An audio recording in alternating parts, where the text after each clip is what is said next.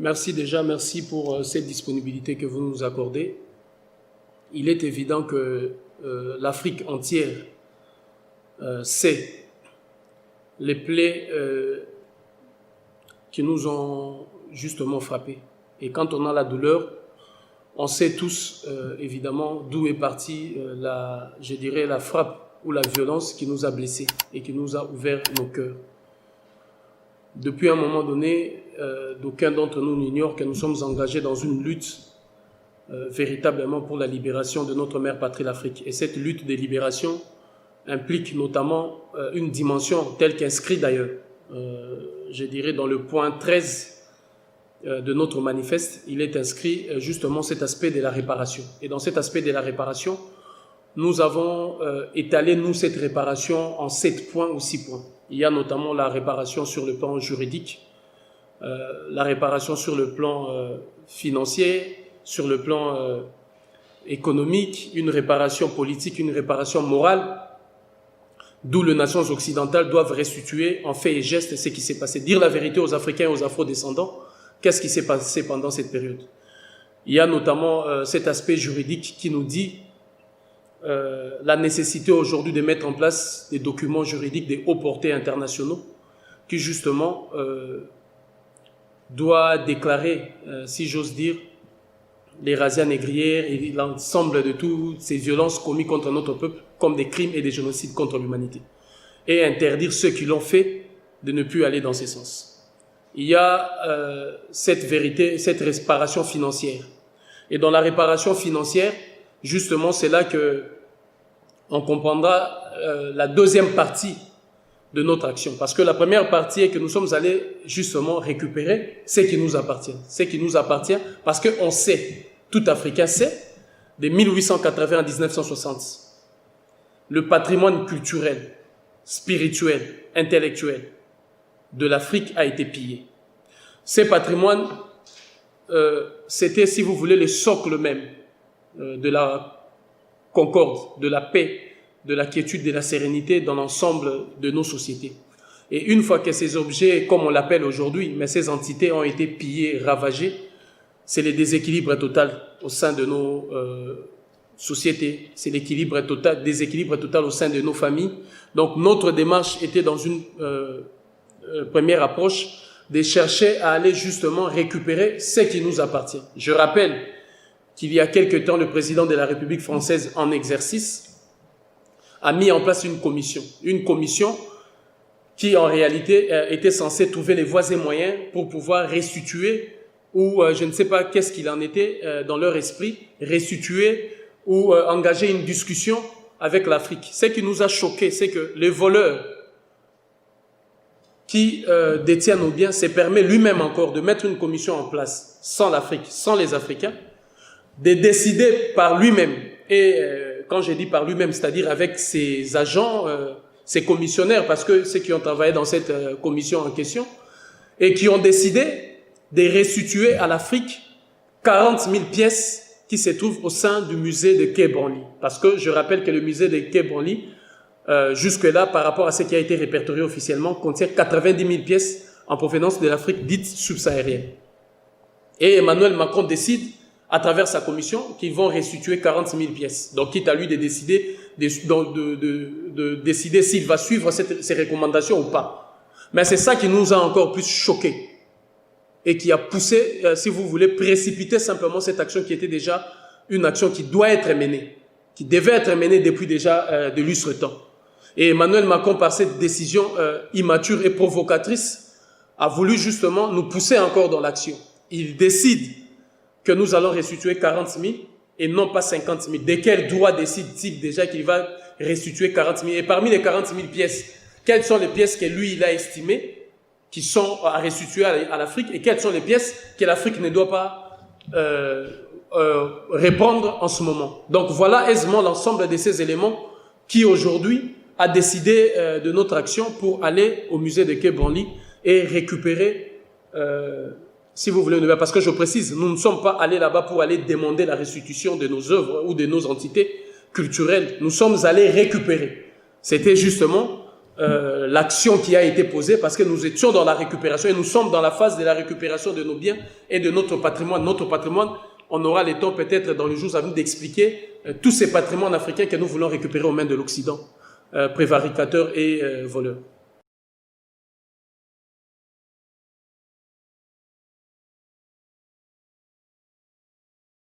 Tous les Africains doivent être à la fois fiers et doivent se sentir interpellés par l'acte qui a été posé.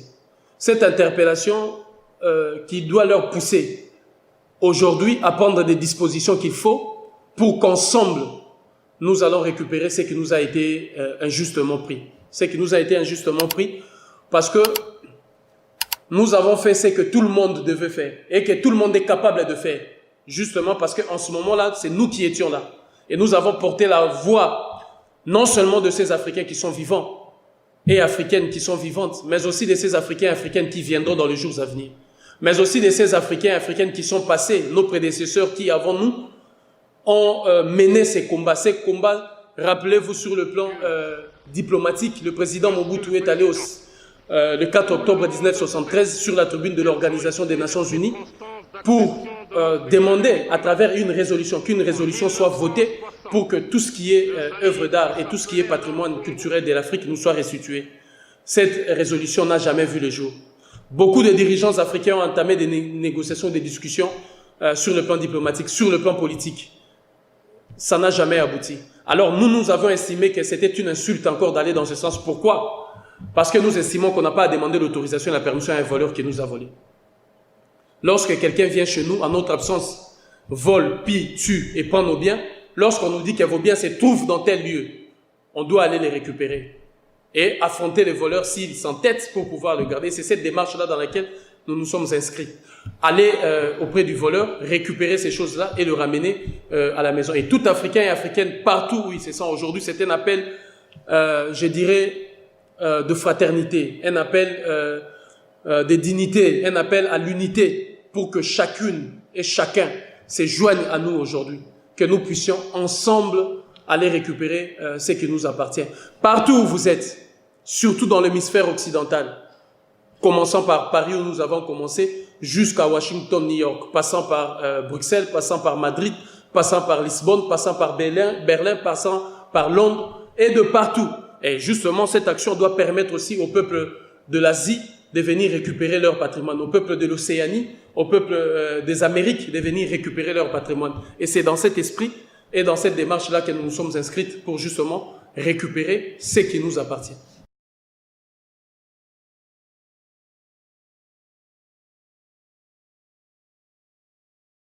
Première question, c'est qu'avant que ces œuvres-là et tous ces patrimoines intellectuels-là n'arrivent en Europe, ça s'est trouvé où?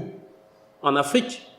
Il y a parmi ces pièces-là des pièces qui datent des l'an 1400, 1500, 1600. C'est-à-dire il y a des pièces qui ont, je dirais, 500 ans de vie, 300 ans de vie, 200 ans de vie. Aux mains de l'Occident, ça ne fait que 200 ans qu'ils les ont.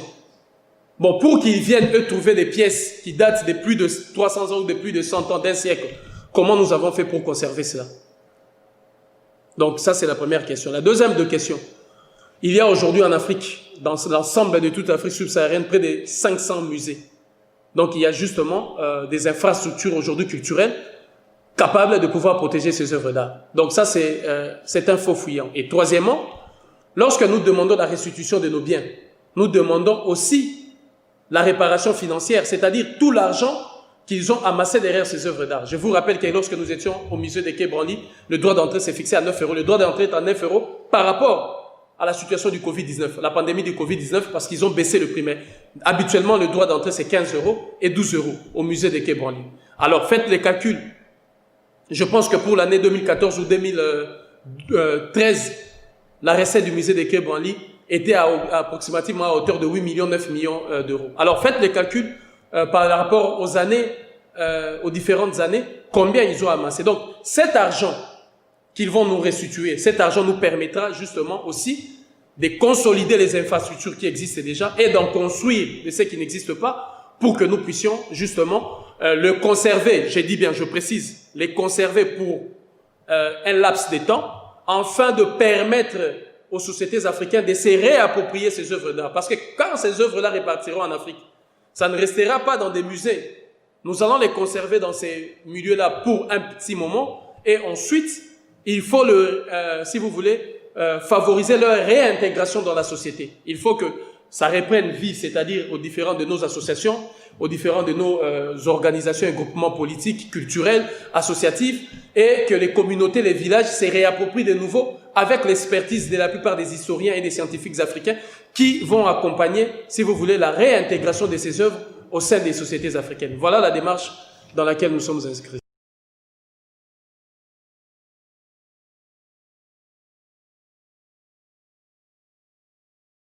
Il y a deux choses. D'abord, je réponds sur la question de la légitimité. J'aimerais rappeler une chose. Ces œuvres d'art ont été pillées, toutes ces entités-là ont été pillées entre 1880 et 1960. De 1880 à 1960, il n'y avait aucun État, aucun pays africain. C'était des territoires détruits justement. Là, cette période-là, si vous voulez, les spécialistes l'appellent l'hypercolonialisme. Pourquoi? Parce que les royaumes, les entités telles que des royaumes, des empires venaient d'être détruites.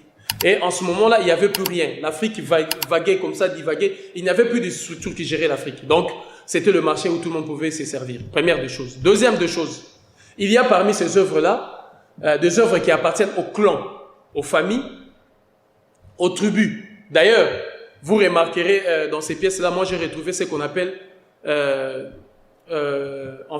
c'était ce qu'on appelle les kivemba. Il y a un bonhomme assis tailleur et les mains allongées. C'est-à-dire que on dit souvent en Kikongo qui a l'amour au fond du zinkata. C'est-à-dire étale tes mains et assis tailleur. Je suis disponible pour le peuple et je suis disponible pour les autorités. Ce patrimoine appartient à la lignée des Toumba Vemba.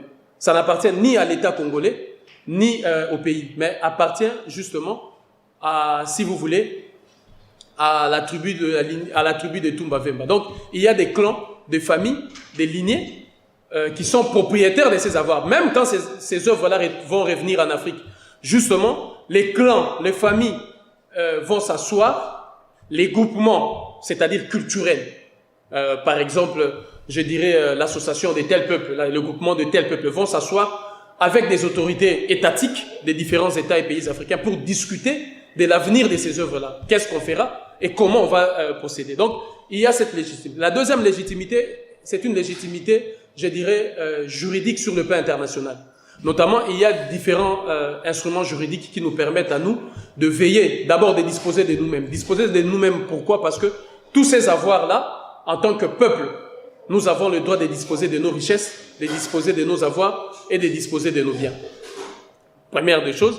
Et deuxième des choses, en tant que communauté, notre destin est lié aussi avec, si vous voulez, notre patrimoine et notre richesse. Et c'est à nous, et il ne revient qu'à nous de décider à qui nous confions la garde de nos richesses.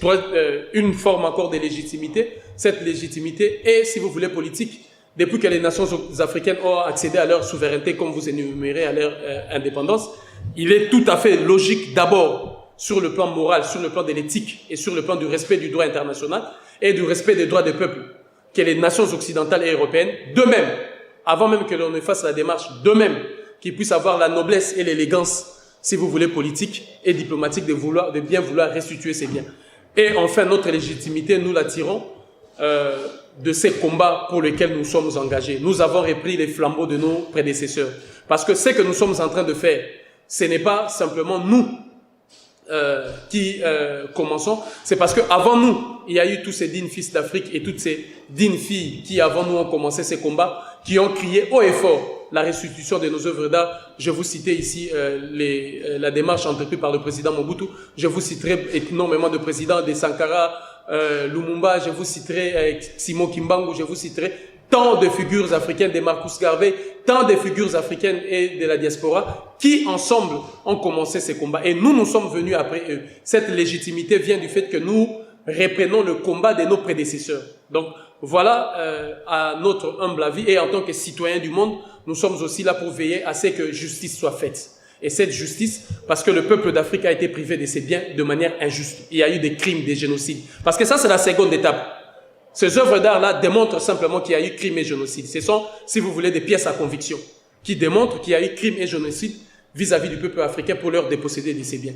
Donc voilà tout cet ensemble de légitimités dont nous disposons pour justement aller et il y a la légitimité populaire. Vous n'avez qu'à remarquer comment est-ce que le peuple africain de partout, dans tous les 4 coins du monde et de l'univers, ont salué vivement cette action d'aller aujourd'hui récupérer ce qui nous appartient.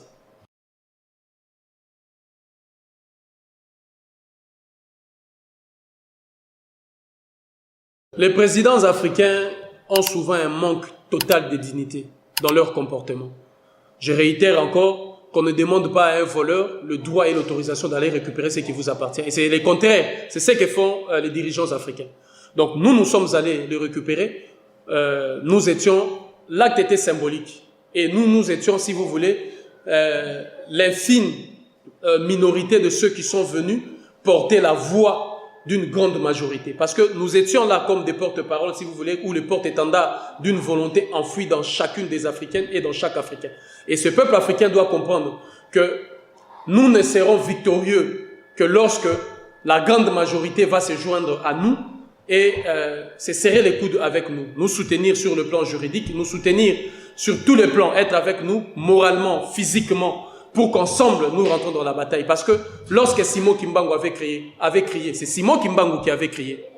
Mais c'est le peuple qui portait la volonté qu'avait exprimée Simon Kimbangu. Lorsque Dutsi Boukman avait crié, c'est Dutsi Boukman qui avait crié. Lorsque Nyobe avait crié, c'est Nyobe qui avait crié. Lorsque Thomas Sankara avait crié, c'est Thomas Sankara qui avait crié. Mais c'était la volonté et, si vous voulez, les aspirations profondes de l'ensemble de notre peuple. Et ces peuples-là doivent se mobiliser de manière unanime pour qu'ensemble nous puissions aller dans ce sens, pour que justement leurs craintes ne deviennent pas réalité, qu'aucun d'entre nous ne puisse perdre sa vie, qu'aucun d'entre nous ne puisse tomber, sûrement avec leur appui à tous, et que chacun s'associe à nous, nous irons tellement loin. Et il y a aussi un point qu'il faut soulever, c'est un point stratégique.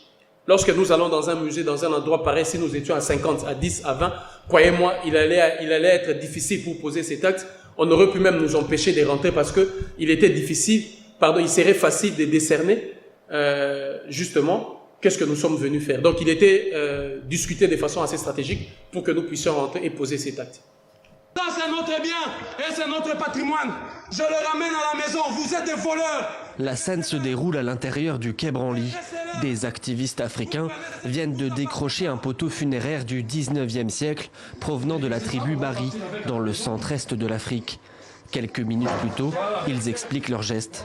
Vous verrez à l'entrée de ces musées, il y a des noms. Ces noms-là, c'est le nom de colonisateurs qui ont pillé toutes ces œuvres d'art qui sont ici. Ça a été pillé entre 1880 et 1960. Donc, sous la colonisation, l'Afrique a été dépossédée de toutes ses richesses.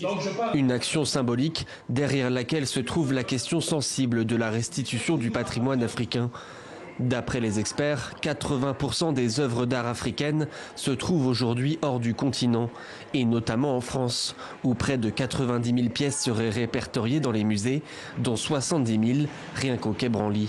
Le ministère français de la Culture a réagi dans un communiqué. Franck Riester condamne avec la plus grande fermeté ces actes qui portent atteinte au patrimoine. Si le débat sur les restitutions d'œuvres issues du continent africain est parfaitement légitime, il ne saurait en aucun cas justifier ce type d'action. Finalement, les activistes ne franchiront pas les portes du musée. Arrêtés par la police, ils seront libérés à l'issue de leur garde à vue, mais restent placés sous contrôle judiciaire. Ils passeront fin septembre devant le tribunal correctionnel pour tentative de vol en réunion d'un objet mobilier classé.